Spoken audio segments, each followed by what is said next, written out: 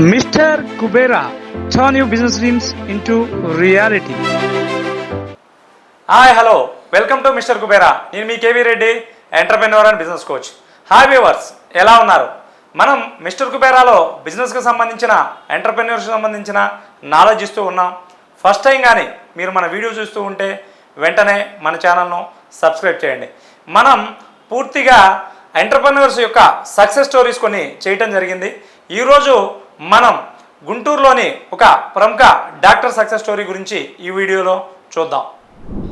ఈరోజు మనం గుంటూరులోని Siddhartha gastro care hospital managing director ఆళ్ళ సిద్ధార్థ రెడ్డి గారిని కలవటానికి వచ్చాం.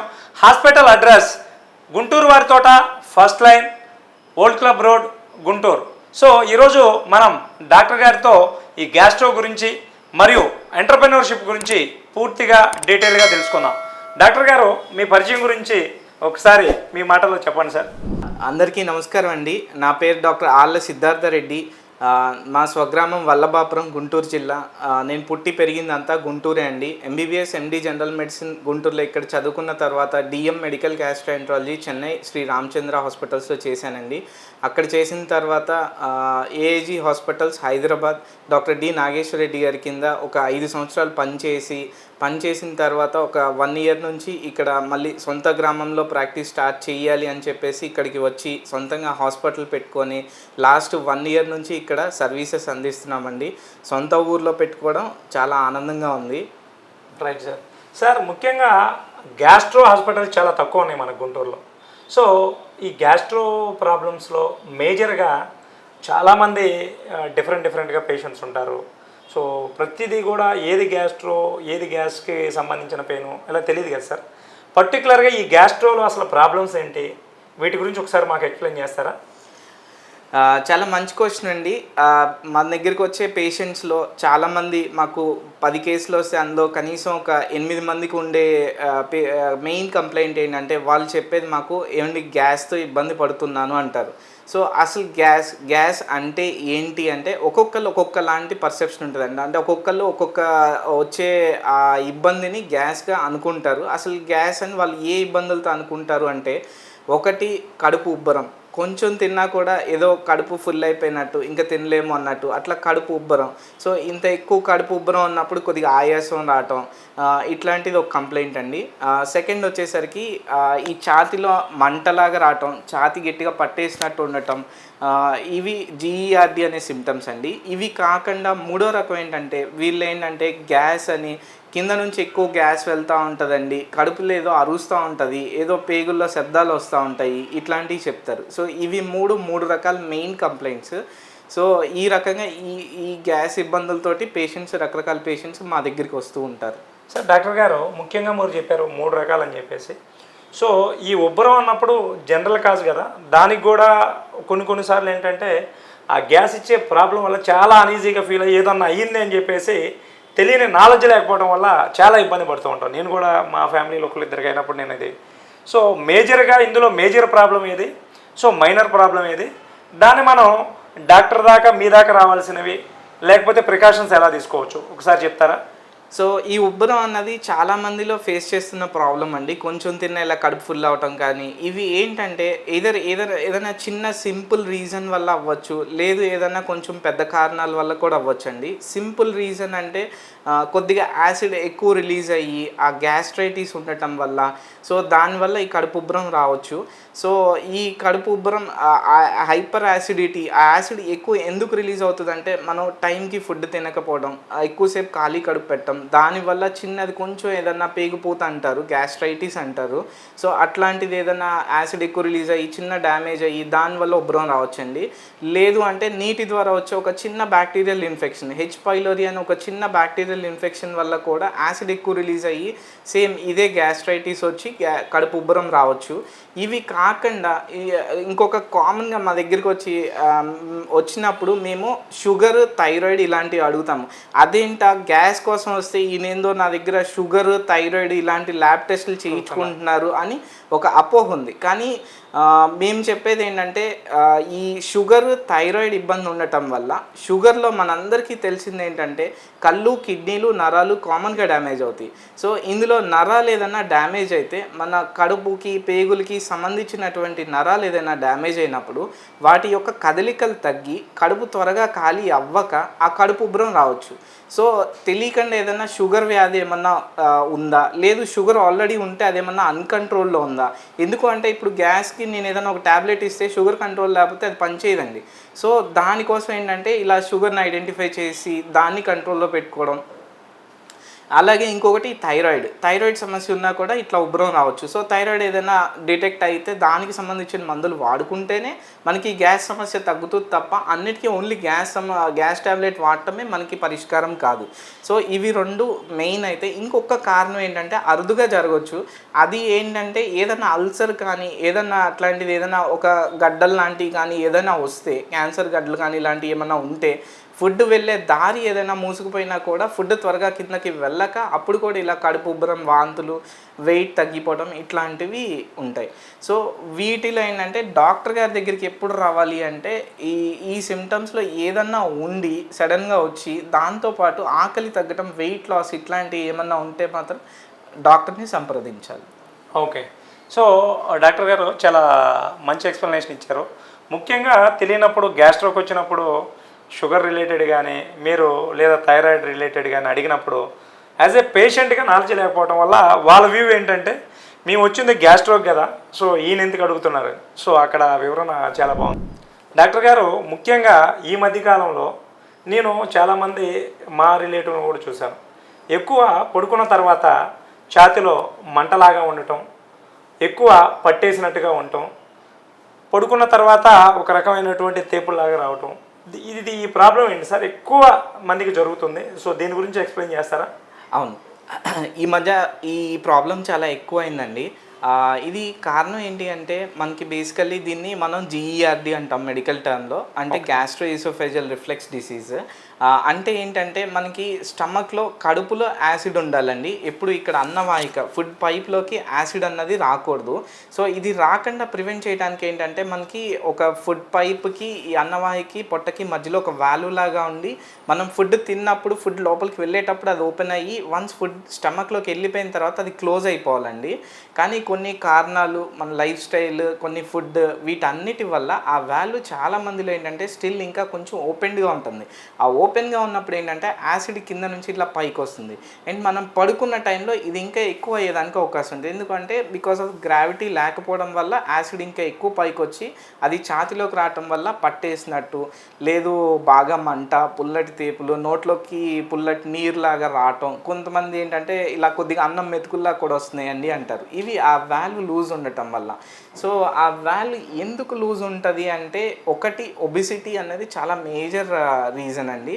ఒబిసిటీ వల్ల ఏంటంటే మనకి అబ్డామెన్, బెల్లీ ఫ్యాట్ ఎక్కువ ఉండటం వల్ల ఆ వాల్వ్కి సపోర్ట్ చేసే కొన్ని మజిల్స్ ఏంటంటే దూరంగా వెళ్ళిపోవడం వల్ల ఆ వాల్వ్ కంప్లీట్ క్లోజ్ అవ్వలేదు, ఆ సపోర్ట్ రాదనమాట మజిల్ నుంచి. సో దానివల్ల మీకు ఈ వాల్వ్ ఓపెన్డ్గా ఉండి యాసిడ్ రిఫ్లెక్స్ వస్తుంది. సో అది కాకుండా కొన్ని రకాల ఆహార పదార్థాలు ఉంటాయండి, బాగా డీప్గా ఫ్రై చేసినవి, మసాలా వేసినవి, తర్వాత ఈ చీజ్వి అంటే బాగా ఈ పిజ్జా కానీ ఇట్లాంటి ఫుడ్, బాగా నాన్ వెజ్ కానీ, ఏదన్నా ఏరేటెడ్ డ్రింక్, సోడా కానీ ఇట్లాంటివి ఏమన్నా తీసుకుంటే ఏంటంటే వాటి ఎఫెక్ట్ డైరెక్ట్ ఈ ఫుడ్ ఐటమ్స్ ఎఫెక్ట్ వాల్వ్ మీద ఉండి ఇంకా కొద్దిగా లూజ్ ఉండేలా చేస్తాం. సో రాత్రి వీలైనంత వరకు మనం ఇట్లాంటి ఫుడ్ ఐటమ్స్ అవాయిడ్ చేసి తినడానికి, పడుకోవటానికి అట్లీస్ట్ ఒక 2 hours గ్యాప్ ఇవ్వాలండి. గ్యాప్ ఇస్తే ఏంటంటే మనకి ఫుడ్ అంతా కిందకి వెళ్ళిపోతుంది. సో రిఫ్లెక్స్ వచ్చే కంటెంట్ తగ్గుతుంది. సో ఇట్లా చిన్న చిన్న లైఫ్ స్టైల్ మోడిఫికేషన్స్, ఆ ఫుడ్ హ్యాబిట్స్ మెయింటైన్ చేసుకొని, ఒబిసిటీ లేకుండా మనం రెగ్యులర్ ఎక్సర్సైజ్ చేసుకొని, ఇవన్నీ చేస్తే మనం ట్యాబ్లెట్లతో అవసరం లేకుండా వీలైనంత వరకు లైఫ్ స్టైల్ మోడిఫికేషన్స్ వీటితో ఈ ప్రాబ్లమ్ని క్లియర్ చేయొచ్చు. సో డాక్టర్ గారు ఇందాక మీరు చెప్పారు ఎక్కువ మనం పేగులు ఎప్పుడన్నా అరిచినట్టు ఉండటం, సో కింద నుంచి గ్యాస్ ఎక్కువ ప్రాబ్లం ఫేస్ చేస్తూ ఉంటాం. సో దీనికి రీజన్ ఏంటి, దీని గురించి ఒక్కసారి క్లియర్గా చెప్తారా? తప్పకుండా అండి. ఇది కూడా యాక్చువల్లీ చాలా మంచి క్వశ్చన్. సో పేగులు అరవటం, లేదు కింద నుంచి ఎక్కువ గ్యాస్ వెళ్ళటం, ఇది ఎప్పుడు జరుగుతుంది అంటే ఈ చిన్న పేగు పెద్ద పేగులో మనకి కొన్ని లక్షల కోట్ల బ్యాక్టీరియా ఉంటుందండి. దాంట్లో మనకి గుడ్ బ్యాక్టీరియా, బ్యాడ్ బ్యాక్టీరియా, మంచివి చెడ్డవి 2 రకాలు ఉంటాయి. ఎప్పుడైతే మనకి ఈ బ్యాలెన్స్ అన్నది అది కరెక్ట్గా బ్యాలెన్స్లో ఉండాలి, ఈ బ్యాలెన్స్ తప్పిపోతుందో అప్పుడు మనకి ఇట్లాంటి ప్రాబ్లమ్స్ వస్తాయండి. సో అట్లా ప్రాబ్లం వచ్చినప్పుడు మనకి ఏంటంటే అది ఎందుకు వస్తాయి అంటే ఏదైనా డైట్ కానీ, ఎక్కువ మనం ప్రాసెస్డ్ ఫుడ్ కానీ, నాన్ వెజ్ కానీ ఇట్లాంటి ఎక్కువ తిని మనం హెల్దీ డైట్ లేకుండా, అంటే వెజిటబుల్స్, ఫ్రూట్స్, మంచిగా అన్ని కలర్స్తో ఉన్న ఫ్రూట్స్, వెజిటబుల్స్ ఇవి తినకపోవడం, ప్రాపర్ డైట్ మెయింటైన్ చేయలేనప్పుడు ఏంటంటే మనకి ఆ బ్యాక్టీరియాది ఇంబ్యాలెన్స్ అవుతుంది. అయినప్పుడు మనకి ఒక సిబో అని ఒక చిన్న ప్రాబ్లం అండి, small intestinal bacterial over growth అంటారు. సో అట్లాంటి ప్రాబ్లం వచ్చినప్పుడు కొంతమందికి ఏంటంటే ఇట్లా ఈ కడుపు అరవటం ఒకటి, తర్వాత ఈ కింద నుంచి గ్యాస్ ఎక్కువ వెళ్ళడంతో పాటు కొద్దిగా లూజ్ మోషన్స్ ఇట్లాంటి ఇబ్బందులు ఉంటాయి. అవి కొన్ని బిళ్ళలు ఇవి వాడుకొని డైట్ని కొంచెం చేంజ్ చేసుకొని ఈవెన్ ఎక్సర్సైజ్ ఇలాంటివి చేసుకున్న ఆ గట్ హెల్త్ అన్నది మనం బాగా మెయింటైన్ చేస్తే మనకి ఇట్లాంటి ప్రాబ్లమ్స్ సాల్వ్ అవుతాయండి. సో సార్, ఈ మధ్య ఈ గట్ హెల్త్ గురించి వింటూ ఉన్నాం. సో దీని గురించి క్లియర్గా ఎక్స్ప్లెయిన్ చేస్తారా? గట్ హెల్త్ అంటే మనకి మన పేగులో ఉండేటువంటి bacteria, different types of bacteria ఉంటుంది. ఇది మనం మెడికల్ టర్మ్లో మైక్రోబయోమ్ అంటామండి. సో ఈ డిఫరెంట్ బ్యాక్టీరియా ఏంటంటే అంటే ఒక 4 బిలియన్ బ్యాక్టీరియా మన ఇంటెస్టైన్లో ఉంటాయి. సో అందులో కూడా డిఫరెంట్ వెరైటీస్ ఉంటాయి. సో దాన్ని మనం డైవర్సిటీ అంటాము. సో ఇవి ఎంత ఎక్కువ వెరైటీ ఆఫ్ బ్యాక్టీరియా మన స్టమక్లో ఉంటే మనం అంత హెల్దీగా ఉంటాం అన్నమాట. సో ఈ combination of good bad bacteria and మొత్తం అంత మన బ్యాక్టీరియా ఉన్నవన్నీ ఇంటెస్టైన్లో ఉన్న వాటిని మనం గట్ హెల్త్ అంటాము. సో అవి ఎంత బాగుంటే మనం అంత హెల్తీగా ఉన్నట్టు. సార్, ముఖ్యంగా మన హాస్పిటల్లో గ్యాస్ట్రోలో ఏ సర్వీసెస్ మనం ఎక్కువ అందిస్తూ ఉంటాం సార్? ఆ సర్వీసెస్ మీరు చెప్తారా? మన దగ్గర ఫస్ట్ ఎండోస్కోపీ అండి. ఎండోస్కోపీ అంటే ఒక ట్యూబ్కి కెమెరా ఉంటుంది, అది నోటి ద్వారా లోపలికి వెళ్ళి నేను చెప్పిన అన్నవాహిక, పొట్ట, కొంచెం ఒక 10 సెంటీమీటర్లు చిన్న పేగు ఇవి చూస్తామండి. అది ఎండోస్కోపీ అంటారు. నెక్స్ట్ కొలనోస్కోపీ అంటే ఈ పెద్ద పేగులు ఏదైనా సమస్యలు ఉన్నాయో చూసేది. సో మోషన్కి వెళ్ళే దాంట్లో నుంచి ట్యూబ్ పంపించి పెద్ద పేగు మొత్తం స్క్రీన్ చేస్తాము, అది కొలనోస్కోపీ. అది కాకుండా సిగ్మాయిడోస్కోపీ అని ఉంటుందండి. అంటే జస్ట్ మోషన్కి వెళ్ళే దాంట్లో నుంచి వేసి ఒక 10 సెంటీమీటర్లు చూస్తాం. మెయిన్గా పైల్స్, ఫిస్టులా, ఫిజర్ ఇట్లాంటివి ఏమో చూసేది సిగ్మాయిడోస్కోపీ అండి. ఆ తర్వాత వచ్చేసరికి ఈఆర్సిపి అన్నది కొంచెం పెద్ద ప్రొసీజర్ అండి. ఇది అన్ని సెంటర్స్లో లేదు. అవి ఏంటంటే గాల్ బ్లాడర్లో ఏదైనా రాళ్ళు ఉండి ఏదన్నా రాయి బయటికి వచ్చి లివర్లో చాలా ట్యూబ్స్ ఉంటాయండి, అది ఏదైనా ట్యూబ్లో ఇరుక్కుపోతే మేము నోటి ద్వారానే వెళ్ళి ఆ రాళ్ళు ఇలాంటివన్నీ తీసేస్తామండి. ఇదివరకటి కాలంలో ఏంటంటే ఈఆర్సిపి లేనప్పుడు మొత్తం కట్ చేసి సర్జరీ, పెద్ద సర్జరీలు అయ్యేవి. వన్స్ మేము ఎండోస్కోపికల్లీ ఇవన్నీ చేయడం స్టార్ట్ చేశాక ఆ మేజర్ సర్జరీస్ అన్నీ తగ్గించేసి ల్యాబ్ ద్వారా, చిన్న ల్యాప్రోస్కోపీ ద్వారా, ఒక కుట్టుపడే సర్జరీల ద్వారా చేయగలుగుతున్నారు. ఇది కాకుండా ఇంకొకటి ఏంటంటే ఎండోస్కోపిక్ అల్ట్రాసౌండ్. ఇది చాలా ఇంపార్టెంట్, ఇది చాలా అడ్వాన్స్డ్ది. ఇది ఎవరు ఎక్కువ మంది లేరు, ఇక్కడ 1-2 మాత్రమే చేస్తున్నారు. యూఎస్ అన్నది ఏంటంటే ఏదన్నా ప్యాంక్రియాస్లో కానీ బయట పక్క మనకి ఫుడ్ పైప్ కానీ మన గ్యాస్ట్రో సిస్టమ్కి కొంచెం బయట పక్క ఏదన్నా కణితలు కానీ ఇలాంటివి ఏమన్నా ఉంటే, లేదు నీటి బుడగలు ఉంటే వాటికి సంబంధించినటువంటి ట్రీట్మెంట్, ఆ జబ్బు నిర్ధారించేదానికి తీసే బయాప్సీస్, ఇవన్నీ కూడా ఎండోస్కోపిక్ అల్ట్రాసౌండ్ అనే లేటెస్ట్ ఎక్విప్మెంట్ తోటి చేయొచ్చు. అది కూడా మన దగ్గర అవైలబుల్గా ఉందండి.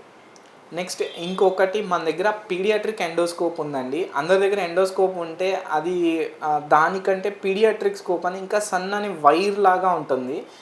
యూజువల్గా మన దగ్గర ఈ చిన్న పిల్లలు ఈ పిన్నీస్ కానీ, ఈ ఫారిన్ బాడీస్ ఏదైనా నాణ్యాలు కానీ, ఈ మెటల్ ఆబ్జెక్ట్స్, బ్యాటరీలు ఇలాంటివి ఏదైనా మింగేసినప్పుడు బాగా చిన్న పిల్లలు అయితే కనుక వాళ్ళకి మన దగ్గర పీడియాట్రిక్ ఎండోస్కోప్ తోటి తీసే సదుపాయం ఉందండి. సో డాక్టర్ గారు, ఎక్కువగా చిన్నపిల్లల్లో కూడా ఇప్పుడు ఒబిసిటీ ఎక్కువగా వస్తూ ఉంది. సో ఒబిసిటీకి రీజన్ ఫ్యాటీ లివర్ కూడా ఒక ఇది. సో ఈ ఫ్యాటీ లివర్ గురించి క్లియర్గా ఎక్స్ప్లెయిన్ చేస్తారా? ఫ్యాటీ లివర్ ఇప్పుడు మనం చాలా మందిలో 100లో 90 మంది అల్ట్రాసౌండ్లో ఫ్యాటీ లివర్ అని ఇస్తున్నారండి. ఈ ఫ్యాటీ లివర్ కూడా ఇందాక మనం మాట్లాడుకున్నట్టు ఈ లేటెస్ట్ ఇప్పుడు ఈ సిటీ లైఫ్ స్టైల్ ఒకటి, ఈ డైట్, వీటి వల్ల ఏంటంటే ఈ ఎక్సెస్ ఉన్న క్యాలరీస్ ఎక్కువైపోయి అవి వెళ్ళి లివర్లోకి వెళ్ళి ఫ్యాట్ కింద కన్వర్ట్ అయ్యి ఫ్యాట్ కింద స్టోర్ అవుతుంది. సో అట్లా లివర్లో ఫ్యాట్ వెళ్ళి అలా కూర్చొని స్లోగా ఏంటంటే ఇంకా ఫ్యాటీ లివర్లో స్టేజెస్ ఉంటాయండి. ఎక్కువ అయ్యే కొద్దీ ఆ స్టేజెస్ దాటి ఫైనల్గా ఇర్రివర్సబుల్ డ్యామేజ్లోకి లివర్ వెళ్ళే ప్రమాదం ఉందన్నమాట. సో ఇందాక మనం మాట్లాడుకున్నట్టు గట్ హెల్త్కి దీనికి కూడా ఎంతో కొంత లింక్ ఉంది. గట్ హెల్త్ ప్రాపర్గా లేకపోవడం వల్ల కూడా ఈ ఫ్యాటీ లివర్ పెరిగే అవకాశం ఉంది. అది కాకుండా ఇంకా మనం తీసుకునే డైట్ వల్ల ప్లస్ ఈ ఆల్కహాల్, స్మోకింగ్, ఆల్కహాల్ వీటన్నిటి వల్ల కూడా ఈ ఫ్యాటీ లివర్ పెరిగే అవకాశం ఉందన్నమాట. సో ఈ ఫ్యాటీ లివర్ ఏంటంటే గ్రేడ్ 1, గ్రేడ్ 2, గ్రేడ్ 3, గ్రేడ్ 4 ఉంటుంది. గ్రేడ్ 4 అన్నది ఒక ఇర్రివర్సబుల్ డ్యామేజ్ అనమాట, అది పర్మనెంట్ డ్యామేజ్. సో గ్రేడ్ 3 వరకు రివర్సబుల్, అంటే మనం ప్రాపర్గా ట్రై చేసి రెగ్యులర్ ఎక్సర్సైజ్ చేసి అండ్ డైట్ జాగ్రత్తగా చేసుకొని ఈ గ్రేడ్ 3 దాకా వెళ్ళిన దాన్ని తిరిగి నార్మల్ లివర్ చేసుకునే అవకాశం ఉంటుంది.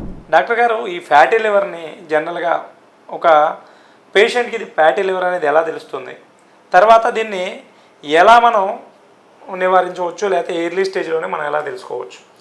సో ఈ ఫ్యాటీ లివర్కి ఏంటంటే ప్రత్యేకంగా ఏం లక్షణాలు ఏమి ఉండవండి, అదే మన దురదృష్టం బేసికల్లీ. అందుకని మనకి చాలామందికి ఫ్యాటీ లివర్ అన్నది ఎవరికి ఐడెంటిఫై అవ్వదు. ఏదో ఒక రొటీన్ వేరే ఏదన్నా కారణానికి మనం అల్ట్రాసౌండ్ చేయిస్తే దాంట్లో ఫ్యాటీ లివర్ అని తెలుస్తుంది.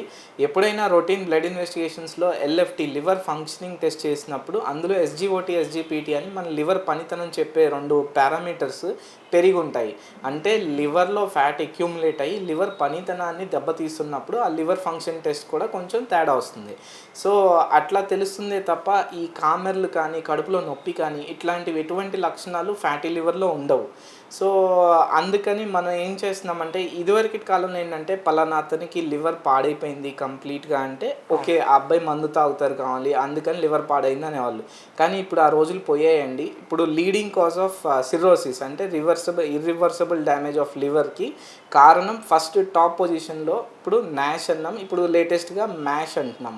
అంటే మెటబాలికలీ అసోసియేటెడ్ స్టీటోహెపటైటిస్, అంటే లివర్ పాడయ్యేది ఈ మెటబాలిక్ సిండ్రోమ్ అంటే ఒబెసిటీ ఇవన్నీ అన్నమాట. ఎక్కువ కొలెస్ట్రాల్ ఉండటం వీటన్నిటి వల్ల మనకి లివర్ డ్యామేజ్ అవుతుంది. సో ఇప్పుడు ఇది లీడింగ్ కాజ్లో ఉందండి. మనకి ఫ్యాటీ లివర్ వల్లే చాలామంది లివర్లు పర్మనెంట్ డ్యామేజ్ అవుతుంది.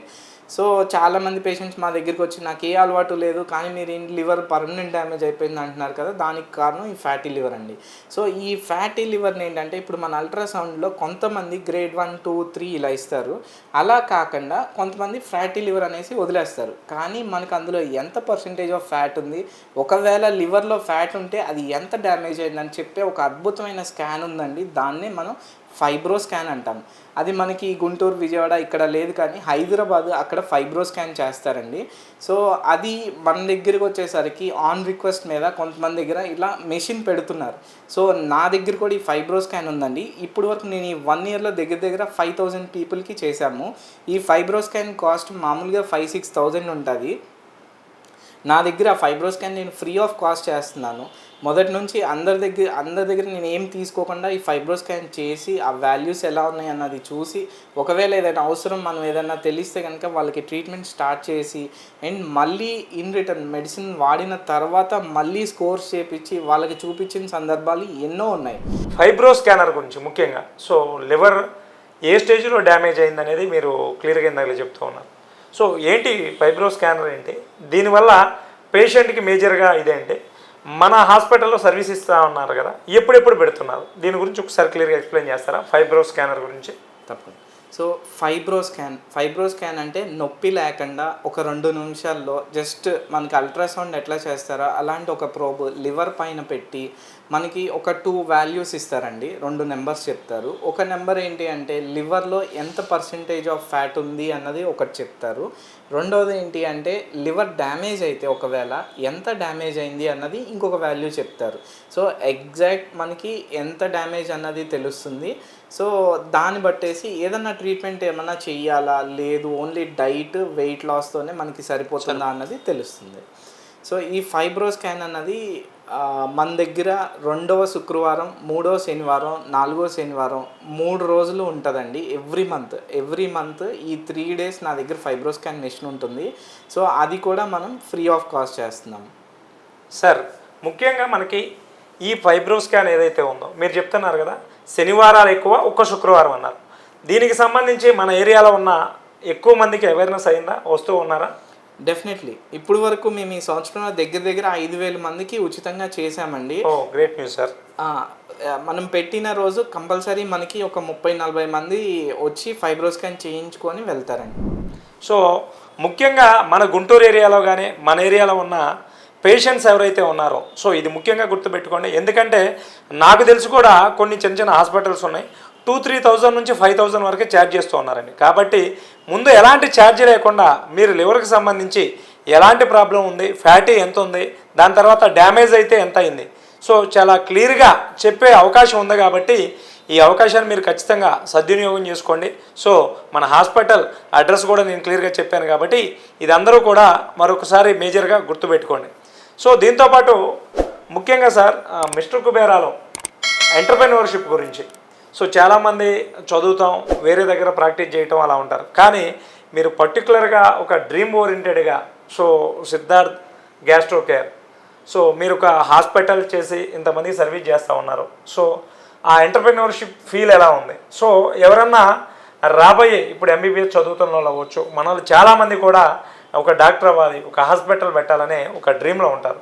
సో వీళ్ళకి మీరు ఇచ్చే advice as a young entrepreneur, so మీ నుంచి మీరు ఎలాంటి అడ్వైస్ ఇస్తారు? తప్పకుండా అండి. ఒక హాస్పిటల్ సంవత్సరం నుంచి రన్ చేస్తాను, నేనైతే బాగానే ఎంజాయ్ చేసుకుంటూ వెళ్తున్నాను పని. కానీ దీనికంటే ముందు మీరు అసలు ఈ డాక్టర్, ఈ ఇంటర్మీడియట్ కాడి నుంచి మీరు సరిగ్గా చూస్తే వీళ్ళు స్టూడెంట్స్ అందరూ కూడా ఎంతసేపటికి చదువు అని దాని మీదే కాన్సన్ట్రేట్ చేస్తారు.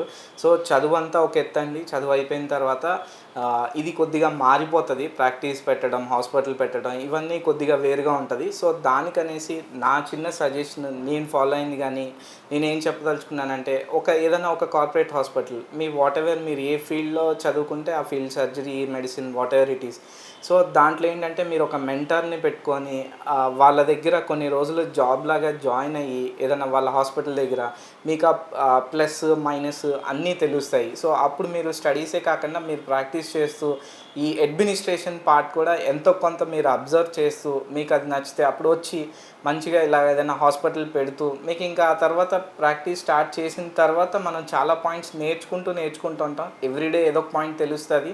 పాజిటివ్ అవ్వండి, నెగిటివ్ అవ్వండి, నెగిటివ్లో నుంచి మనం దాన్ని పాజిటివ్గా మార్చడం, ఇంకా రోజు ఏదో ఒక పాయింట్ అట్లాంటివి నేర్చుకుంటూ దాన్ని డెవలప్ చేస్తూ అట్లా చేయొచ్చు. సో ఎంటర్‌ప్రెన్యూర్‌షిప్ అన్నది చాలా మనం హోల్ హార్టెడ్గా చేస్తే చాలా enjoyable thing.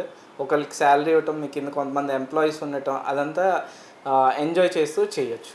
So great sir. యాక్చువల్గా మీరు యాజ్ ఏ డాక్టర్గా మీరు అన్నట్టు డాక్టర్ చదివిన తర్వాత మీరు ఒక 5 years ఏజీలో చేసి, సో ఆ ప్రాక్టీసెస్లో అక్కడ మీ కాన్ఫిడెన్స్ లెవెల్ వచ్చిన తర్వాత ఒక హాస్పిటల్ ఎస్టాబ్లిష్ చేసి ఎంతమందికి ఈరోజు సర్వీస్ ఇవ్వటం ఏదైతే ఉందో, సో అందరూ కూడా ముఖ్యంగా మనం ఒక డ్రీమింగ్లో ఉంటే చేయొచ్చు అనే దానికి చాలా good success story sir. So thank you very much. మనకి మీ యొక్క వాల్యుబుల్ సర్వీసెస్, మనకు ముఖ్యంగా హాస్పిటల్లో ఏదైతే ఫైబ్రో స్కాన్ గురించి కానివ్వండి, ముఖ్యంగా గ్యాస్ట్రోకి సంబంధించి చాలా ప్రాబ్లమ్స్ చాలా క్లియర్గా ఎక్స్ప్లెయిన్ చేశారు. సో ఇవన్నీ కూడా మ్యాక్సిమం మా వ్యూవర్స్కి చాలా హెల్ప్ఫుల్ అవుతాయి. So thank you very much sir. So mister కుబేరాకి నేను అడగగానే మీరు ఖచ్చితంగా వీడియో చేద్దామని అన్నాం. సో మీ సర్వీసెస్, ఈ హాస్పిటల్ సర్వీసెస్ అందరికీ కూడా మనందరికీ తక్కువలో చాలా అందుబాటులో ఉన్నాయి. ఇది ఇలానే అవ్వాలని చెప్పేసి మనస్ఫూర్తిగా మా మిస్టర్ కుబేరా నుంచి మేము కోరుకుంటూ ఉన్నాం. Thank you very much sir. Thank you.